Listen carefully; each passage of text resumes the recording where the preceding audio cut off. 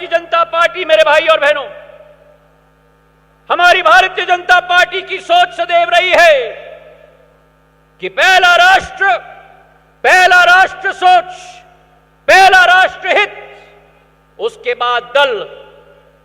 और इसी सोच और विचारधारा के साथ 140 करोड़ भारत की जनता के दिल में उस राष्ट्र सोच, राष्ट्र विचारधारा, भारतीय जनता पार्टी को स्थापित करने वाले एकता और असीम शक्ति के प्रतिबिंब माननीय अमित शाह जी के नेतृत्व में कार्य करने का मुझे सौभाग्य मिला है, मेरे भाई और बहनों।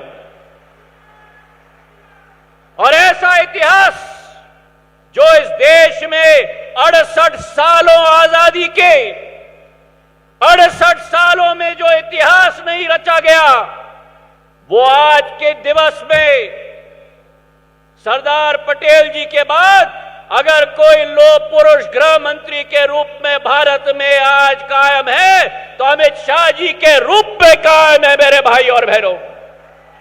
जो कल्पना थी श्यामा प्रसाद मुखर्जी जी की कि भारत का अभिन्न अंग कश्मीर बनना चाहिए, 370 अनुच्छेद को भंग करके प्रधानमंत्री जी के नेतृत्व में हमारे गृह मंत्री जी ने एक ऐसा ऐतिहासिक कदम उठाया जो आने वाली पीढ़ियां याद रखेंगी, मेरे भाई और बहनों। जहां एक तरफ कश्मीर का कदम, वहीं दूसरे तरफ हमारी महिलाओं को उनका हक दिलवाने के लिए ट्रिपल तलाक को खारिज करने का साहसी कदम अगर किसमें भी है तो केवल प्रधानमंत्री नरेंद्र मोदी जी और गृह मंत्री अमित शाह जी के दम में है, मेरे भाई और बहनों। सहकारिता को एक नया रूप दिया जा रहा है, हमारी पार्टी को सदैव सिंचित किया जा रहा है। और आज मुझे बड़ा गर्व है कि आज इस मंच पर हम लोग अभिभूत हैं कि विकास और प्रगति के एक नए पैगाम लेकर हमारे गृह मंत्री अमित शाह जी ग्वालियर के अंचल में आए हैं। पुरानी एक कहावत है कि असंभव शब्द का प्रयोग केवल कायर ही करते हैं। बहादुर लोग और बुद्धिमान लोग अपना मार्ग स्वयं प्रशस्त करते हैं। और यही हाल हुआ था वो 18 महीनों में जब कांग्रेस की सरकार थी।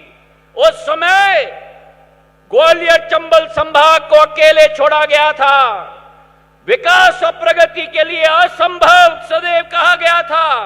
और आज अगर असलियत हुई है तो ग्वालियर चंबल संभाग में असंभव को संभव करने का कार्य राष्ट्र की भाजपा की सरकार और प्रदेश की भाजपा सरकार ने दोनों मिलकर कराया है, मेरे भाई और बहनों। आज जो स्थिति उत्पन्न हुई है प्रधानमंत्री जी के नेतृत्व में, जेपी नड्डा जी के नेतृत्व में, अमित शाह जी के नेतृत्व में एक नए भारत का नया स्वरूप बन रहा है। और उस भारत में एक नया मध्य प्रदेश का स्वरूप बन रहा है। जब नया मध्य प्रदेश का स्वरूप बनेगा तो उसमें एक नवीन ग्वालियर का स्वरूप भी बनना होगा, मेरे भाई और बहनों। और मेरी आजी अम्मा, मेरी दादी, पूर्व राजमाता साहब का सपना था विकास का, प्रगति का।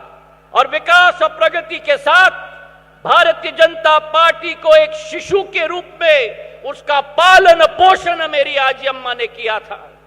उनका जो विकास का सपना था, मेरे पूज्य पिताजी का जो विकास का सपना था, जिस एयरपोर्ट की शुरुआत सन 1986 में की गई थी, 2001 में हमारे पूर्व प्रधानमंत्री अटल बिहारी वाजपेयी जी ने आकर उसका नामांतरण मेरी आजी अम्मा की स्मृति को चिरस्थायी बनाने के लिए राजमाता विजय राजे सिंधिया टर्मिनल का नामांकन किया था।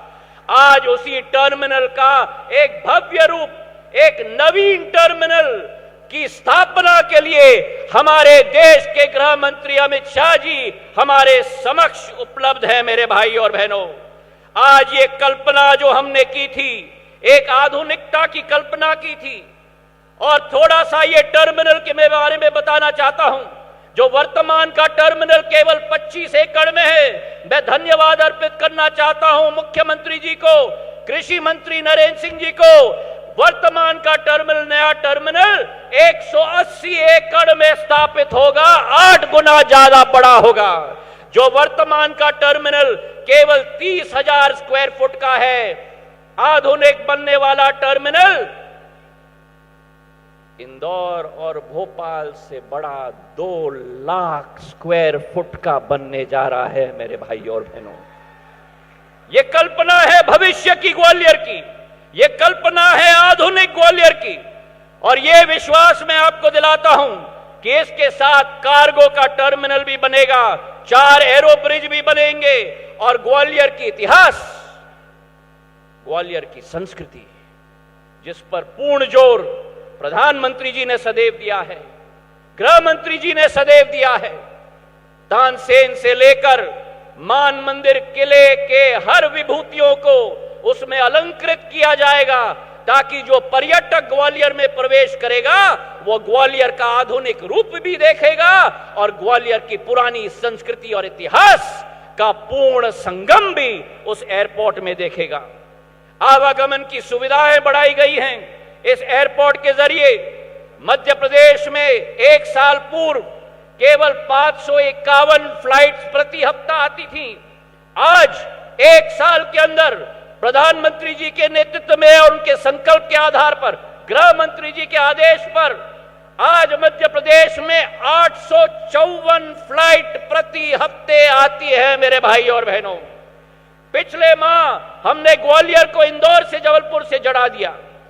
पिछले माह ही जो सपना हमारा था, छोटे छोटे विमान ग्वालियर में आते थे, पिछले माह से देश में सबसे बड़ा विमान एयरबस 321 दिल्ली से मुंबई हर दिन अब आता है। 180 यात्री उस विमान पर हर रोज आते हैं। जब ये सूचना मैंने गृह मंत्री जी को दिया तो गृह मंत्री जी का आदेश था कि सिंधिया जी, ग्वालियर को आप दूसरे बड़े शहरों से जुड़वाइए। उनके आदेश के पालन करते हुए आज मैं इस मंच से आपको सूचित करना चाहता हूं कि आज के बाद ग्वालियर बेंगलोर के साथ स्पाइस जेट के विमान के साथ 6 दिन जुड़ेगा और 1 दिन बोइंग 737 का विमान भी ग्वालियर से बेंगलोर तक प्रस्थान करेगा। और केवल ये नहीं, देश की आर्थिक राजधानी मुंबई के साथ ग्वालियर से मुंबई की फ्लाइट हफ्ते में 4 दिन एयरबस 321 विमान 180 की संख्या के साथ 4 दिन हफ्ते में रोज चलेगी। ये विश्वास 15 नवंबर से ये सूचना हम लोग आपको देना चाहते हैं। ग्वालियर के लिए एक विकास मॉडल भारतीय जनता पार्टी ने तय किया है। आज इस एयरपोर्ट के साथ 8 जिलों में 4,300 करोड़ रुपए की नल जल योजना की शुरुआत भी हमारे गृह मंत्री जी के कर कमलों से की जाएगी। जो 4,300 करोड़ की योजना है, जहां एक एक घर और एक एक गांव तक पानी पिलाने का कार्य की शुरुआत और शुभारंभ इस मंच से किया जाएगा। इसके अतिरिक्त ग्वालियर के लिए एक खाका इस मंचासीन समस्त सभी लोगों ने मिलकर बनाया है। एक ऐसा खाका जो ग्वालियर को पूरे देश में एक नया ऊर्जा का केंद्र बनाएगा। जहां एक तरफ एलिवेटेड रोड 1100 करोड़ की बनेगी, ग्वालियर के लिए एक रिंग रोड, वही एक नया रेलवे स्टेशन 450 करोड़ रुपए से केंद्र सरकार से स्वीकृत हो रहा है।